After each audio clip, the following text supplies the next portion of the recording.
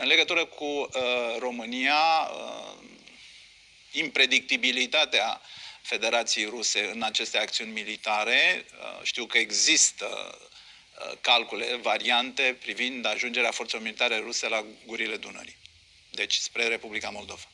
În legătură cu Zelenski și ce se întâmplă în Ucraina, într-o primă fază, președintele Putin și-a dorit o Ucraina care să devină federală, care în mod obligatoriu să acorde autonomie lărgită pentru Donbass și Lugansk, în ideea ca aceste regiuni să se poată pronunța inclusiv în ceea ce privește politica externă a Ucrainei, implicit blocarea oricărei tentații, intenții de aderare la NATO.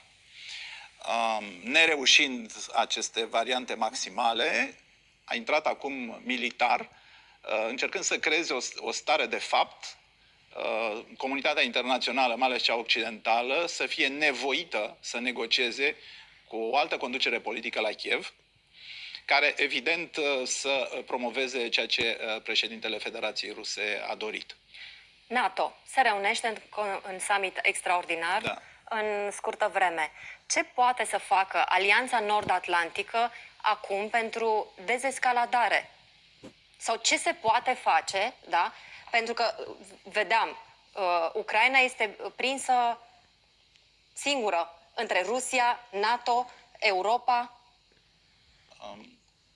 Astăzi, în acest moment, privind realist la întregul tablou, Alianța Nord-Atlantică poate face și, din câte am înțeles, și va face foarte multe în ceea ce privește oprirea escaladării,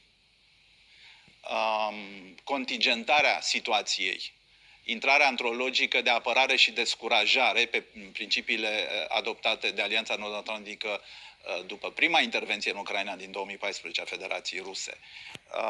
În legătură cu dezescaladarea, din păcate, n-aș putea spune că în acest moment există semnale extrem de încurajatoare.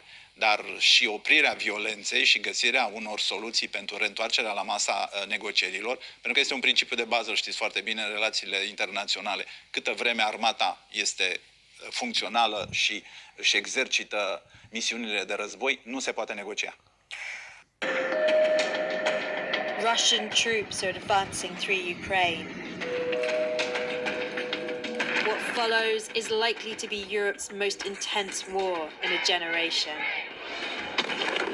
The aim is regime change, is to topple the government in Kiev, and that's what we're seeing happening here.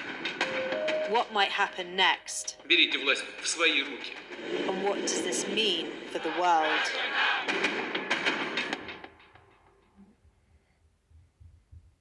Shashank, I'd like to get your perspective on this, because what none of us thought would actually happen, except it must be said you, Shashank, has happened. So is it a trial run for further aggression by Russia and Putin? I mean, is he going to go beyond Kiev?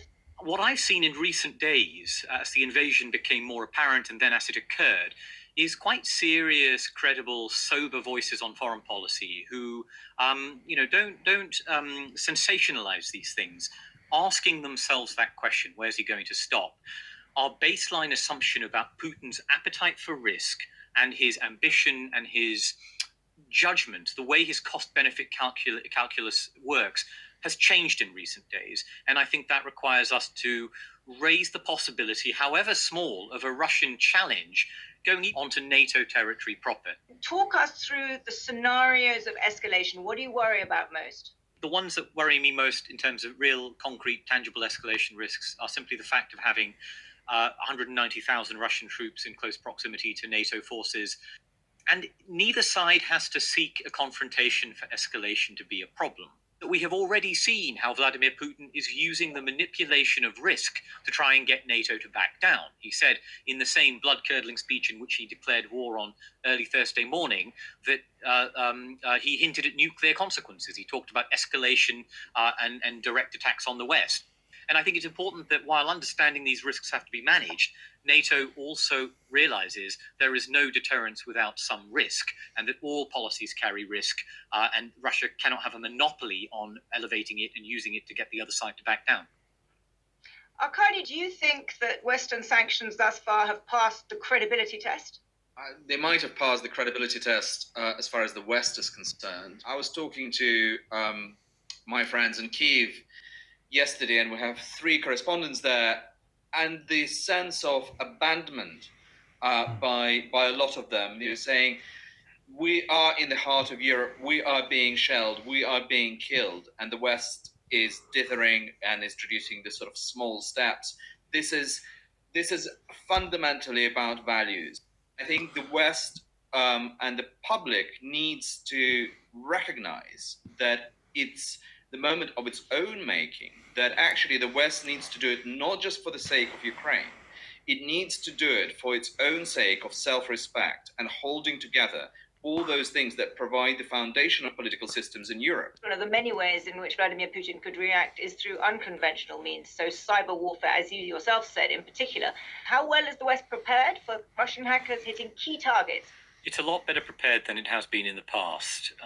And of course, we should remember it was a Russian cyber operation that made the 2016 US presidential election so contested and so difficult. So there is a concern. But what I would say to all of that is that in general, Russia's intention here is probably to try and signal to the West, stay out of this conflict. It isn't to try and do something that would draw the West in. The thresholds that Russia applies are still going to be sensible. They're still going to be calculating. They're not going to just sort of blow things up during the US in a spasm of violence or cyber-enabled violence for no reason. Strategy is still at work here. So I think we shouldn't sort of think all of a sudden there's going to be a huge cyber blow. Russia will use these in calibrated, cautious ways to signal to the West and to hit back and to deter further actions. The key aspect here is NATO's Article 5 principle, the idea that if one member of NATO is attacked, that they're all attacked. And that's the basis on which NATO's security fundamentally lies. And do you think those unconventional attacks would amount to something that would trigger Article 5? The short answer is no. Article 5 is about an armed attack in NATO. It is possible, Zanny, to imagine cyber attacks that could reach the threshold of Article 5. Those, for example, that disabled key military forces, that caused serious physical damage to infrastructure. And it is possible for cyber attacks to cause that kind of damage. But I would say much more likely is for cyber attacks in the cognitive space, disinformation, propaganda, confusion, things that sort of are much lower down the threshold than those which would cross Article 5. But I can see scenarios in which, let's take cyber war, which lethal things happen, where it's unclear whether that threshold's been reached. And if that happens, you can imagine Putin testing the strength of this bond and trying to find fissures and splits within NATO that mean that actually that Article 5 becomes less credible. It's not something that happens quickly. It happens gradually over a number of years. So if you get a disagreement between NATO members about whether to go with Article 5 or not, the whole alliance is weakened. Shashank, do you agree that that is a possibility? I mean, that's a fundamentally scary thought. I think that commitment is only as credible and robust as people believe it is.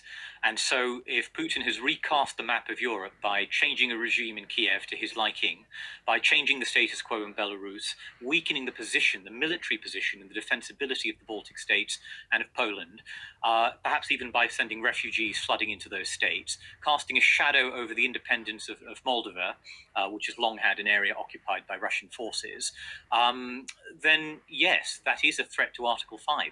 One thing that has I've been wondering about is just how much China knew about, gave the nod to, or was surprised by what Vladimir Putin has done. Do you think China is actively supporting Russia? I think China is guided by 3 principles. One is its alliance with Russia against the United States in particular.